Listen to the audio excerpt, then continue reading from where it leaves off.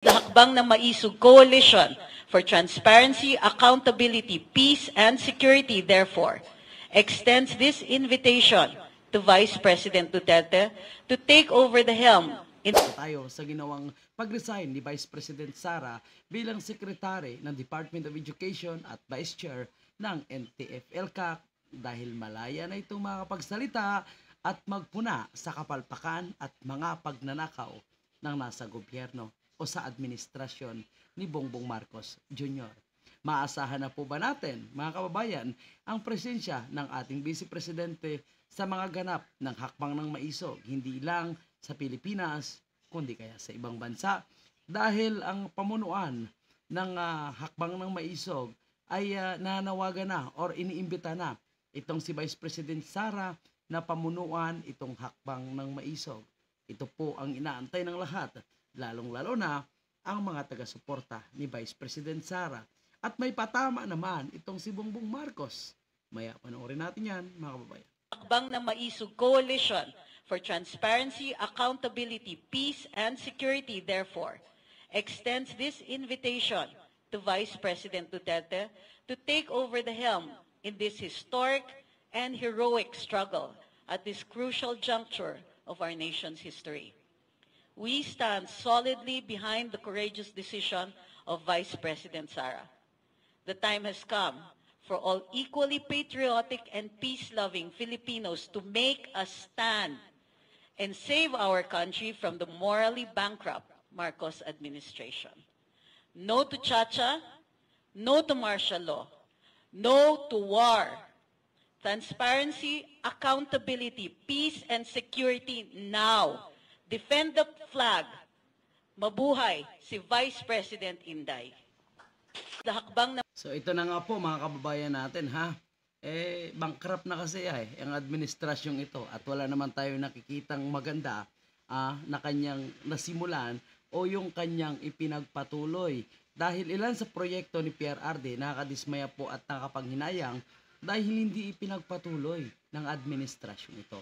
Lalo na ang kampanya sa illegal na droga. Ang sabi ay bloodless. Pero nakikita po natin walang malinaw na kampanya laban sa illegal na droga at dumadami pa ang kalakaran ng illegal na droga ngayon. Kaya ang pag-alis ni Vice President Sara sa Department of Education o sa kabinete ni Bongbong Marcos ay isang sampal po kay Presidente Bongbong. Imagine mo, ang number one na cabinet member o performing cabinet member ay lumayas sa kanyang administrasyon. Ibig sabihin, hindi niya nagustuhan ang administrasyong ito. Dahil kahit ano pang gawin mo, parang sa trabaho lang, kahit anong gawin pa ng isang empleyado, kahit gaano pa ito kagaling, kung ang kanyang boss ay napaka-toxic at incompetent, talagang hindi oobra yung kanyang pagiging magaling. So ito po, tingnan nyo ang kanyang sinasabi. Pinapaalalahanan niya umano ang lahat na nasa ahensya ng gobyerno, lingkod bayan, mga kabalikat gobyerno o yung mga kabinete na huwag nating sayangin ang ating mga nasimulan. Ano po ang iyong nasimulan, Mr. President? Sapagkat si VP Sara marami nang nasimulan sa Department of Education at sa pagiging Vice Presidente. Alam po natin na talagang binawasan, pinaralisa ang kanyang budget. Pero hindi ito naging hadlang para magkaroon ng mga satellite offices ang Office of the Vice President.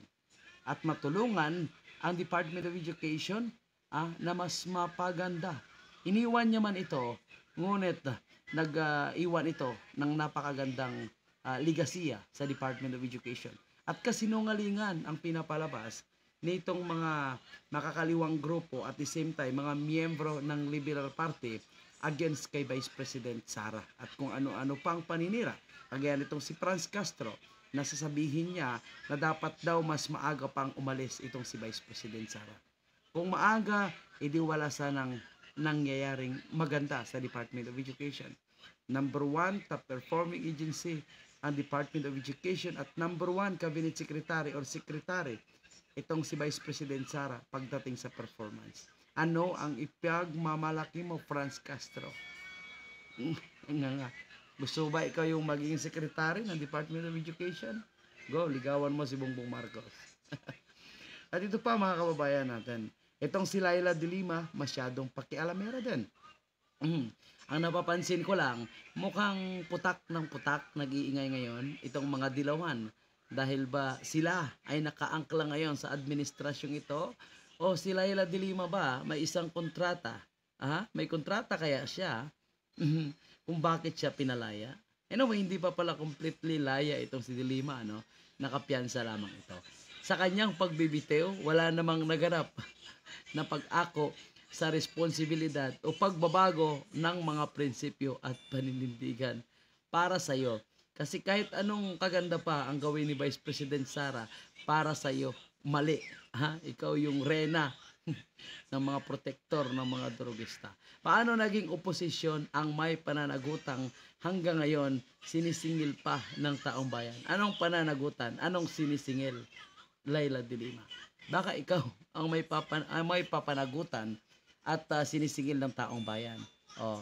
Pasalamat ka kakampi ka na ngayon at nagagamit ka ng administrasyon kaya hindi ka makakabalik sa iyong lungga. So mag-enjoy ka muna. At bakit mo pipigilan ang isang tao kung gustong maging opposition?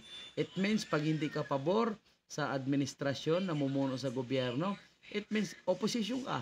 Kung kayo ay opposition, edi opposition kayo. Bakit nyo pigilan na maging opposition? Itong si Vice President Sara, ayaw nyo, may isa pang opposition laban kay The Junior. Kayo, hindi naman kayo opposition ngayon, Laila de Lima. Kaalyado nyo na. Kaya nga ang tawag sa inyo ngayon is Unipink. Di ba? Ang tawag sa inyo ngayon Unipink. Dahil suportado nyo na ang administrasyon ni Bongbong Marcos. At napapahanga na kayo sa kanyang galing. Di ba? Laila de Lima. Ito ang sinasabi nyo na walang nagawa. Most trusted and best performing government agency lang naman. 84% performance rating, 82% trust rating. Ito ba ang walang nagagawa? Di ba? So, dito nasampal si Bongbong Marcos dahil iniwanan siya ng isa sa pinakamagaling na kanyang miyembro ng kabinete. Pasensya na, ganoon talaga. Ulitin ko, kahit gaano pa kagaling ng isang trabahante o ng iyong tauhan, kung ikaw na leader ay toxic, tama, toxic talaga ngayon sa administrasyong ito. Imagine mo, kaalyado sinisiraan. Tapos asawa, magsasabi pa na bad shot. Di po ba? At incompetent, talagang iiwanan ka. Kasi hindi siya makakapaglabas ng kanyang tunay na galing dahil po sa namumuno ngayon. So, palagay ko, kailangan na talagang sumanib, puwersa ng lahat na maisog para sa magandang gobyerno. Transparency and accountability at no to proxy war. Ayan. Mga kababayan po natin, yan po yung ating panibagong update. Kung kayo may komento, opinion patungkol sa isyong ito, huwag kalimutan mag-iwan sa ating comment section. At maraming salamat.